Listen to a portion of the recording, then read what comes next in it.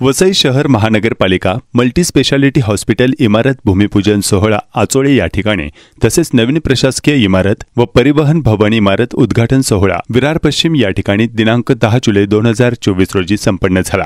आचोळे येथे उभारण्यात येणाऱ्या मल्टीस्पेशालिटी हॉस्पिटलमध्ये बाह्य रुग्ण विभाग, शस्त्रक्रिया विभाग, अपघात विभाग, भांडार कक्ष, अतिदक्षता विभाग, डॉक्टर कक्ष, प्रसूतीगृह, पॅथॉलॉजी, डायलिसिस, फार्मसी विभाग, उपहारगृह इत्यादी विविध सुविधा देणार असून नागरिकांना यामुळे चांगली आरोग्य सुविधा मिळणार आहे।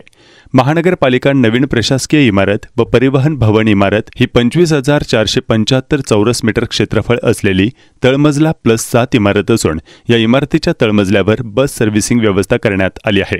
तसेच समोरील मोकळ्या जागेत बस पार्किंग व बस धुण्याची व्यवस्था करण्यात आली असून पहिल्या 2 मजल्यांवर परिवहन कार्यालय, वाणिज्य वापरासाठी दुकाने व दुसऱ्या मजल्यावर पार्किंग व्यवस्था दुचाकी 263 नग आणि 4 चाकी 73 नग अशी करण्यात आली आहे। तसेच 3 ते 7 मजल्यावर प्रशासकीय कार्यालय आहे। यामध्ये 140 सदस्य संख्या असलेले सुसज्ज असे सर्वसाधारण सभागृह व 66 आसन क्षमता असलेले स्थायी सभागृह स्थापित करण्यात आलेले आहे। त्याचप्रमाणे माननीय आयुक्त व माननीय महापौर यांची दालने तसेच कार्यालये व परिषद सभागृह स्थापित करण्यात आले आहे। तसेच माननीय अतिरिक्त आयुक्त, माननीय उपमहापौर, माननीय स्थायी समिती सभापती, माननीय सभागृह नेता, माननीय विरोधी पक्षनेता यांची स्वतंत्र दालने व कार्यालये देखील स्थापित करण्यात आली आहेत। याचबरोबर उपायुक्तांसाठी स्वतंत्र 11 दालने तयार करण्यात आली असून विविध विभागांसाठी दालनांसह आसन व्यवस्था करण्यात आली आहे। प्रत्येक मजल्यावर ऑडिओ व्हिडिओ व्यवस्थेसह बैठकांसाठी स्वतंत्र बैठक व्यवस्था करण्यात आली आहे। संपूर्ण प्रशासकीय इमारत एकूण 415 कर्मचाऱ्यांच्या आसन व्यवस्थेचे नियोजन करण्यात आले आहे। संपूर्ण इमारतीमध्ये मध्यवर्ती वातानुकूलित व्यवस्था करण्यात आलेली असून इमारतीमध्ये उपहारगृहाची देखील व्यवस्था करण्यात आली आहे। पूर्णपणे बीजेपी आणि भव्यचे कार्यकर्ते एकत्र होते। मल्टीस्पेशल हॉस्पिटलचंही भूमिपूजन झालं, त्यावेळी वाद झाला, काय म्हणाले? कोणी वाद केलाय त्याच्याबद्दल मला काय बोलायचं नाही। मुळामध्ये हॉस्पिटल हे परवा दिवशी सोमवारी संध्याकाळी राज्य सरकार करणार, महानगरपालिका बनवणार, राज्य सरकार पैसे देणार।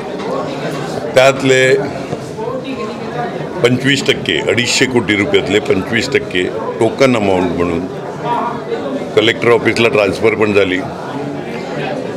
हे हॉस्पिटल काल मुख्यमंत्र्यांबरोबर बसलेला असताना मुख्यमंत्र्यांनी क्षितिज ठाकूर यांना सांगितलं का उद्याला नारळ फोडून टाका, ही बर्थडे गिफ्ट आहे तुम्हाला।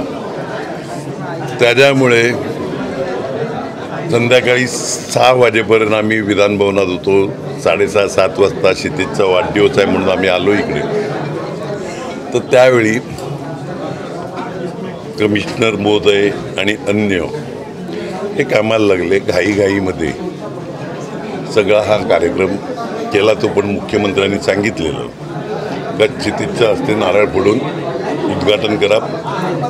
25 कोटीची ऑर्डर म्हणजे तो जो GR निघाला तो देखील माननीय मुख्यमंत्री महोदयांनी क्षितिज ठाकूर यांच्याच हातात दिलेला। मी तर त्यावेळी हजर पण नव्हता। सगळ्यात महत्त्वाचं एक आहे, श्रेय कोणाचा हे अख्खा महाराष्ट्राला माहिती आहे, त्याच्यावर मला काही चर्चा नाही करायची। अरे जरा थांबा, भूम खाली घे भाई। ते श्रेयवादामध्ये मला काही पडायचं नाही, अख्खा महाराष्ट्र जाणतोय। ही तर सुरुवात आहे, ही सुरुवात आहे भूमिपूजन। ज्या हॉस्पिटलचं भूमिपूजन केलं ते हॉस्पिटलचं संपूर्ण प्लॅनिंग क्षितिज यांनीच केलं आहे त्याच्या मनाप्रमाणे। म्हणजे बाहेरचे आर्किटेक्ट बसून ते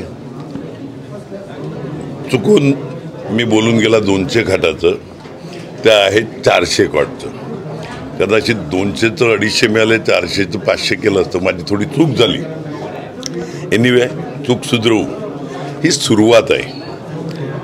50,000 कोटीची कामं येत्या काही महिन्यात चालू होतील वसईत, पालघर जिल्ह्यामध्ये। आज काल उद्घाटन होते हे कळलं, मग श्रेयवाद आला। आता त्यांना सगळ्यांना विनंती आहे, जे श्रेयवादात लढतात. कोणती कामं पास झाल्यात ती अगोदर बघून घ्या, म्हणजे आमच्या नारळ फोडायच्या वेळी आमचं श्रेय बोलू नका, एवढंच. काल माननीय उपमुख्यमंत्र्यांकडे आपल्या येथील रहिवासी, काही त्यांचे प्रतिनिधी म्हणजे नगरसेवक, व्यापाऱ्यांचे काही प्रतिनिधी होते, शेतकऱ्यांचे आणि त्याचबरोबर इंडस्ट्रीवाल्यांचे.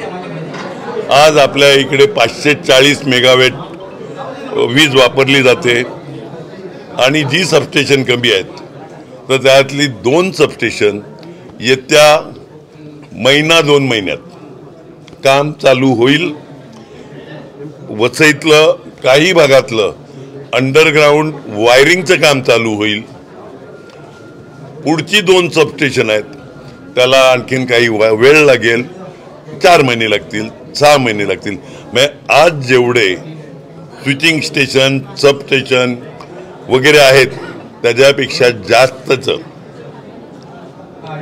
हे इन्फ्रास्ट्रक्चर येत्या 1-1.5 वर्षात, म्हणजे काम चालू झाल्यावर 1-1.5 वर्ष लागते कामाला, तर तेवढं जाईल.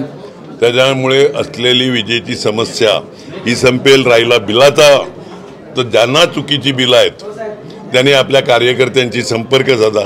चुकीची बिलं मी बोलतोय,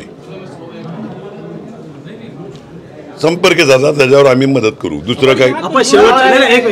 शेवट